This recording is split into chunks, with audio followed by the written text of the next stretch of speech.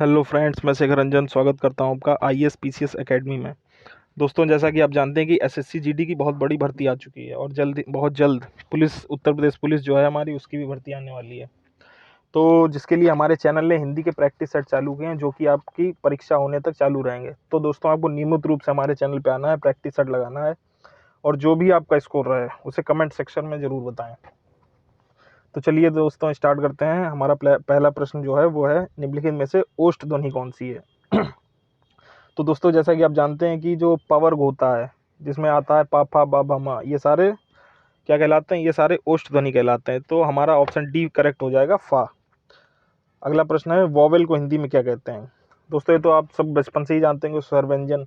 तो जो वॉवेल है उसे हिंदी में हम लोग स्वर कहते हैं। तो इसका करेक्ट आंसर हो जाएगा ऑप्शन सी। दोस्तों, अगला प्रश्न है, निम्नलिखित शब्दों के अंत में आ आता है, उन्हें क्या कहते हैं? तो दोस्तों, जिन शब्दों के अंत में आ आता है उन्हें हम कहते हैं आकारांत शब्द। तो इसका जो करेक्ट आंसर है वो हो जाएगा ऑप्शन डी। अगला प्रश्न है, निम्नलिखित में से स्वर नहीं है। तो दोस्तों, स्वर हमारे कौन से होते हैं? जैसे छोटा आ हो गया, छोटा आ, बड़ा आ, छोटी बड़ी, छोटा ऊ, बड़ा ऊ, ए ओ, तो ये सारे स्वर होते हैं। तो इसमें एक ही ऑप्शन ऐसा है जो स्वर नहीं है, वो है ऑप्शन डी। तो इसका करेक्ट आंसर हो जाएगा ऑप्शन डी। तो अगला हमारा प्रश्न है प्रश्न 8, निम्नलिखित में से कौन सा वर्ड घोष है? तो दोस्तों, इसका जो उत्तर हो जाएगा वो हो जाएगा ऑप्शन सी, दा। दा हमारा जो है वो घोष है। और दोस्तों, घोष वर्ड को ही सघोष वर्ड भी कहते हैं। यानी कि जो घोष और सघोष एक ही चीज़ है, और जो अघोष है वो अलग होते हैं। वो हमारे जो हमारा वर्ग होता है, जैसे कवर्ग पवर हो गया, उसके जो पहले के दोनों जो ब्रैकेट में जितने भी ऑप्शन आएंगे वो सारे हमारे क्या कहलाएंगे? वो हमारे कहलाएंगे अघोष शब्द। तो चलिए अगले प्रश्न पे पढ़ते हैं। भाषा की सबसे छोटी इकाई किसे कहते हैं? तो जो भाषा की सबसे छोटी इकाई है, तो वो कौन सी होती है? वो होती है हमारी वर्ड। वर्ड से ही हमारे सारे फिर क्या बनते हैं? वर्ड से बन के हमारे शब्द बनते हैं। तो इसलिए इसका जो करेक्ट आंसर है वो हो जाएगा ऑप्शन नंबर डी। तो अगला प्रश्न है, वर्णमाला किसे कहते हैं? तो दोस्तों, वर्णमाला किसे कहते हैं? शब्द समूह को, वर्ड समूह को, शब्द गणना को, व्यवस्थित वर्णों के समूह को। तो दोस्तों, इसका जो ऑप्शन हो जाएगा वो आपको देखिए ऑप्शन से ही पता चल रहा होगा कि ऑप्शन डी इसका करेक्ट आंसर हो जाएगा। क्योंकि जो हमारे वर्ड होते हैं वो तो हम किसी भी क्रम में लिख सकते हैं, लेकिन अगर वो एक व्यवस्थित समूह में है तभी वो आपकी एक वर्णमाला कहलाएगी। तो इसका जो उत्तर करेक्ट आंसर हो जाएगा वो हो जाएगा ऑप्शन डी। निम्नलिखित में से कंठ ध्वनियाँ कौन सी हैं? तो इसका जो करेक्ट आंसर हो जाएगा, इसका जो करेक्ट आंसर होगा वो होगा हमारा ऑप्शन ए, यानी कि का खा।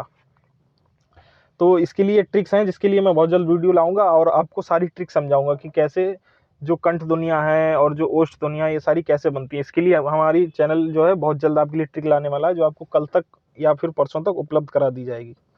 तो अगला प्रश्न देखते हैं। अगला प्रश्न है 12 नंबर, निम्नलिखित में से उच्चारण स्थान के आधार पर मूर्धन्य व्यंजन बताइए।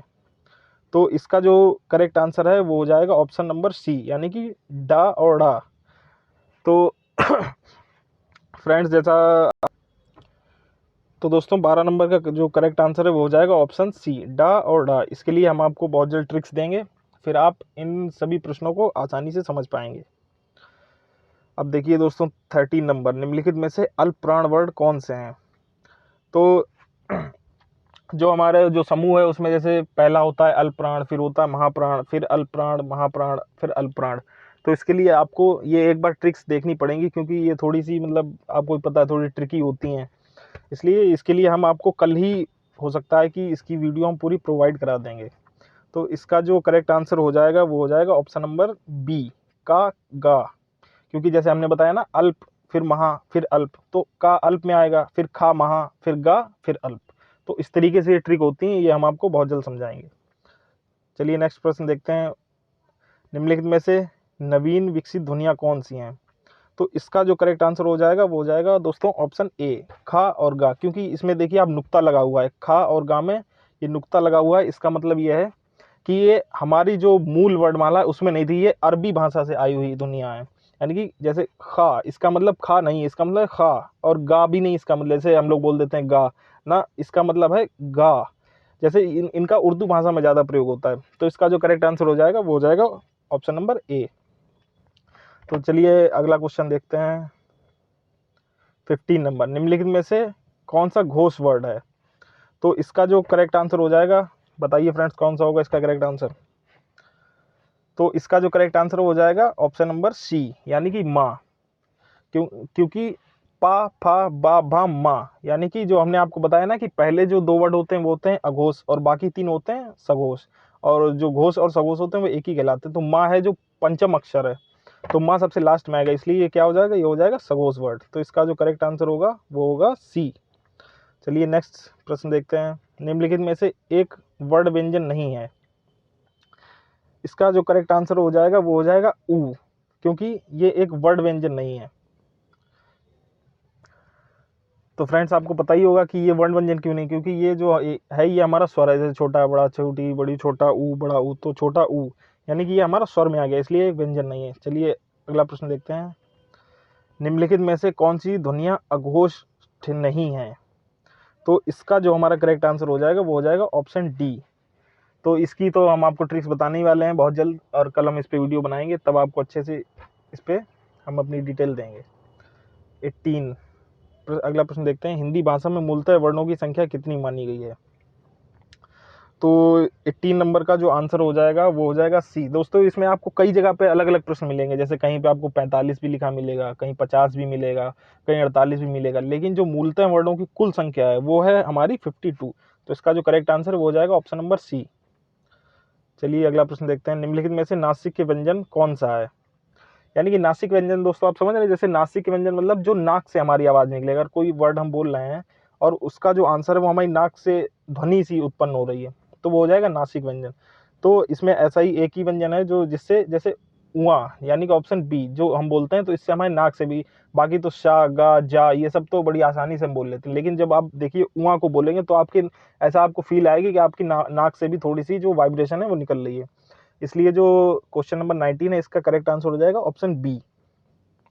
चलिए अगला प्रश्न हम अब देखते हैं। ए वर्ड क्या कहलाता है? तो दोस्त फ्रेंड्स इसका जो करेक्ट आंसर है वो हो जाएगा ऑप्शन डी, क्योंकि ये होते हैं कंठ तालु। इसकी हम आपको कल सारी ट्रिकें बताएंगे कि कैसे, क्योंकि जैसे इसमें सिर्फ 2 ही वर्ड ऐसे हैं जो कंठ तालु होते हैं, ए दौतो कंठ तालव्य। इसकी एक ट्रिक है कि ए दौतो कंठ तालव्य, यानी कि ए यही दोनों जो हैं ये यही ऑप्शन सिर्फ हैं जो सिर्फ कंठ तालव्य में आते हैं, बाकी जो सभी वर्ड हैं वो सारे अलग अलग उसमें आते हैं, जिसकी हम कल आपको अच्छे से बताएंगे। अगला प्रश्न देखते हैं। निम्नलिखित में से किसे हिंदी की मानक वर्णमाला में स्थान नहीं दिया गया है? तो फ्रेंड्स इसका जो करेक्ट आंसर है वो हो जाएगा श्री। यानी कि आपने बच्चों की बहुत सी किताबों में देखा होगा कि ज़्यादातर जो बुक्स हैं वो सिर्फ ज्ञा तक ही रखती है, यानी कि श्रा भी तो एक वर्ड है, लेकिन उसका हम लोग ज़्यादा यूज़ नहीं करते हैं क्योंकि इसे मानक वर्णमाला में माना नहीं गया है। लेकिन इसको माना जाना चाहिए, क्योंकि इसका भी अब काफ़ी प्रयोग होता है, हर जगह सबके नाम के आगे श्री वगैरह लगता है, तो इसका भी काफ़ी यूज़ है, इसलिए इसे भी स्थान दिया जाना चाहिए। तो इसका करेक्ट आंसर हो जाएगा ऑप्शन नंबर सी, श्री। तो फ्रेंड्स अगला हम देखते हैं।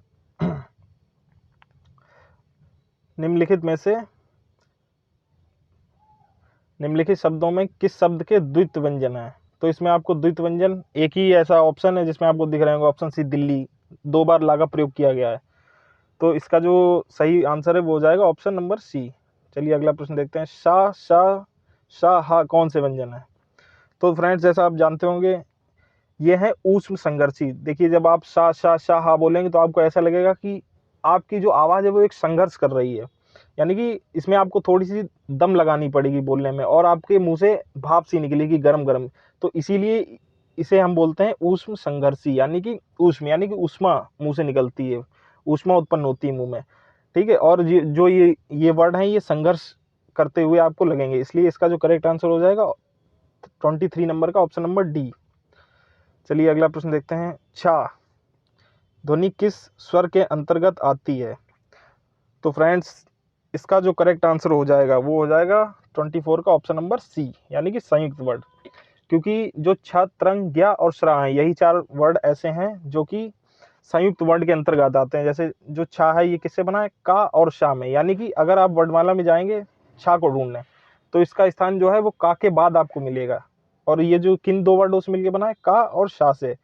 इसीलिए जब भी आप देखिए बोलेंगे क्षत्रिय, तो क्षत्रिय नहीं, इसे ऐसे बोला जाता है क्षत्रिय, क्षत्रिय, यानी कि का और शा, इसमें आपको ऐसा आभास होगा कि इसमें का और शा का वर्ड का यूज़ हो रहा है, इसीलिए जो इसका करेक्ट आंसर हो जाएगा वो हो जाएगा 24 का ऑप्शन नंबर सी। चलिए फ्रेंड्स, अगला देखते हैं।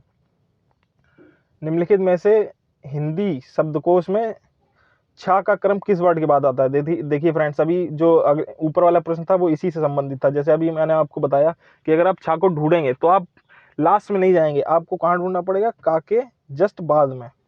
ठीक है, तो इसका जो करेक्ट आंसर होगा वो हो जाएगा ऑप्शन नंबर ए, यानी कि का के बाद, जैसा कि आपको हमने बताया। तो फ्रेंड्स, आज के लिए हमारे इतने ही प्रश्न हैं, और आपने जितना भी आपको करेक्ट आपका जो स्कोर हो वो आप हमें कमेंट करके बता सकते हैं, ताकि और जो हम आपकी जैसा कि हमने ट्रिक्स बताई उसके लिए हम बहुत जल्द आपके लिए वीडियो लाने वाले हैं, और आपको सारी ट्रिक्स हम समझाएंगे पूरी वर्णमाला की। और डेली आपको ये प्रैक्टिस सेट करना है, अपना स्कोर बताना है और अपना स्कोर चेक भी करते रहना है, क्योंकि जैसे हम लोग बचपन से सुनते आ रहे हैं कि practice makes a man perfect. तो आप जितनी ज़्यादा से ज़्यादा प्रैक्टिस करेंगे आपको उतना ही पेपर में फ़ायदा होने वाला है।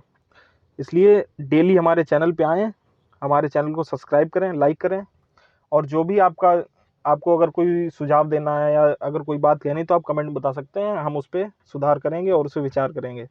धन्यवाद।